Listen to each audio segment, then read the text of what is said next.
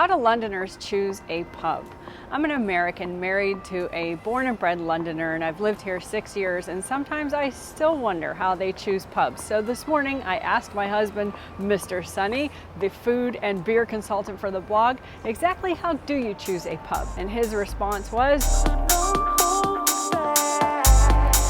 if you're thirsty, the closest one nearby. But seriously, some people might be a little bit more choosy. You might be looking for really good food, good cocktails, or perhaps something like where we are today, and that's an amazing view of the river. Today's video, we're going to look at the most popular riverside pubs in London.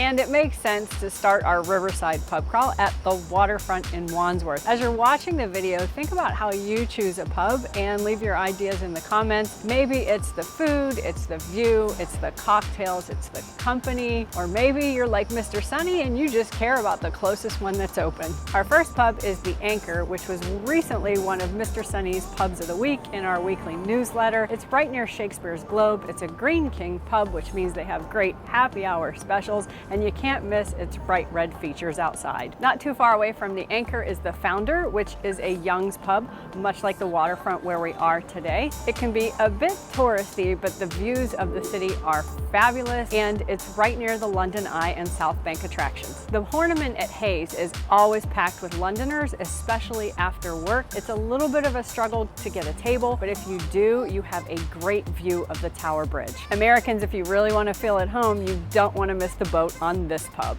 The Mayflower pub dates back to 1620, and when Mr. Sunny and I were there, the high tide forced us inside. So I think that's just about as close as you can get to Riverside. That sounded like a bad Dr. Seuss book for alcoholics. Cut.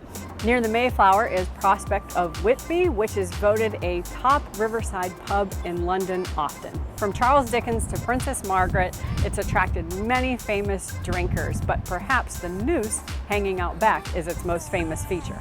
If you head to Greenwich, you'll find the Cuddy Sark and Trafalgar Tavern. Londoners, what are your favorite pubs for food?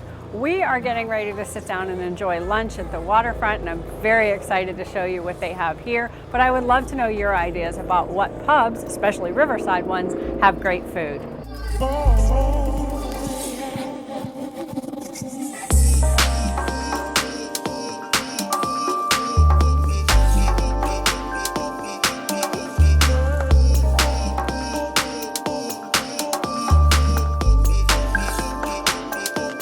If you want to avoid central London crowds, you might head to Hammersmith, which also has several riverside pubs that are good. But just keep an eye on them because they get really packed, especially for the Oxford-Cambridge boat race in the spring.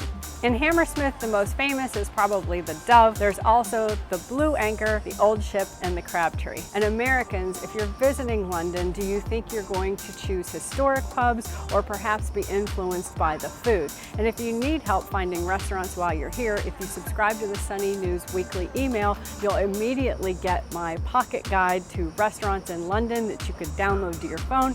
It features 100 restaurants organized by neighborhood. We had a fab lunch today at the Waterfront, but just before we sail away to another Young's pub around the corner, and that's the Ship, I have two more pubs to share with you that are a little bit cheeky because they're not on the river, but they're canal side, but many times they're classified as riverside pubs. Those pubs are the Lighterman in King's Cross and the Narrowboat in Islington, which is also another Young's pub. In the description, I'll link my blog review of our lunch experience today, as well as other videos that can help you plan your trips to London or give you more information about London pubs.